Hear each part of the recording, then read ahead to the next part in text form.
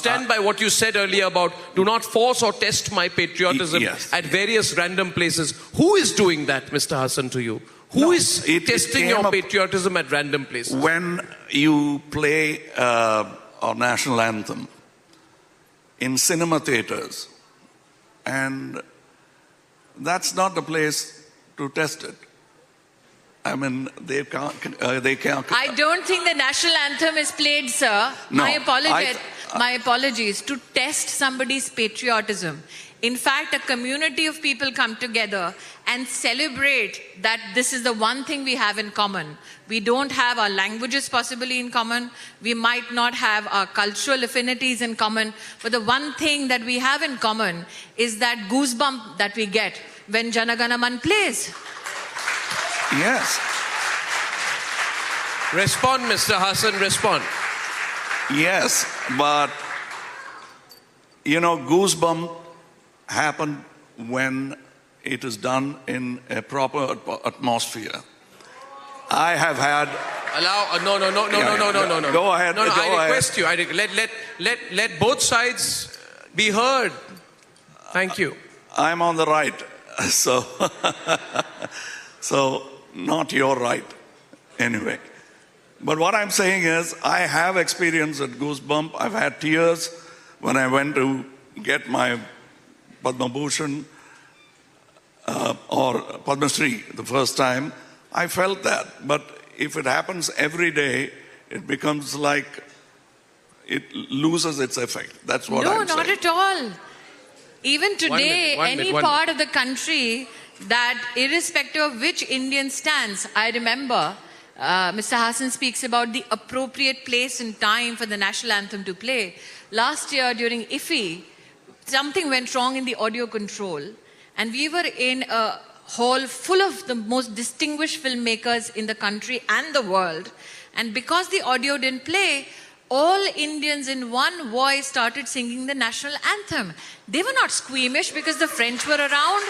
They were not squeamish because it was not deemed appropriate or glamorous enough. They were proud that we as Indians, irrespective of our diversity of craft and ideology, sang our national anthem and told the world that irrespective of our differences, we stand as one. I beg to differ, sir, on one aspect.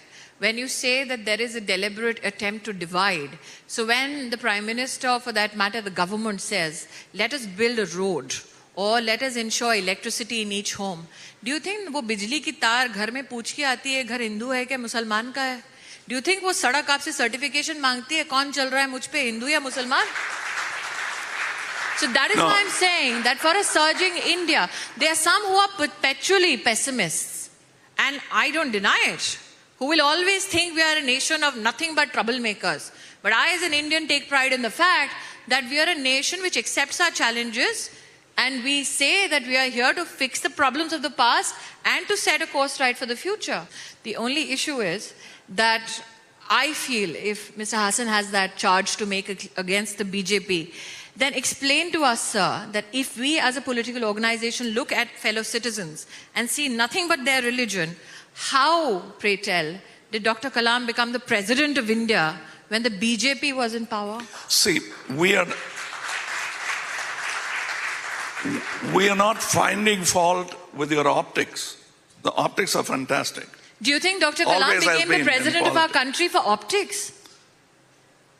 I beg your pardon? Do you think, sir, Dr. Kalam became the president of our country for optics? No, because he deserved it. That's different. Yes, and the people who made him get that particular opportunity that he so deserved and that we as a nation deserve to have a man of that excellence was the Bharatiya Janata Party.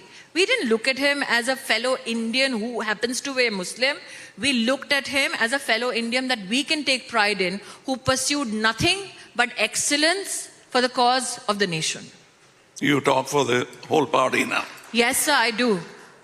Good. I don't need tuitions like certain political people. I beg your pardon? And I don't work on permission slips. I didn't hear it. No, because of the applause. Yeah, I said I don't take tuitions and I don't need permission slips to speak about my party and for my party.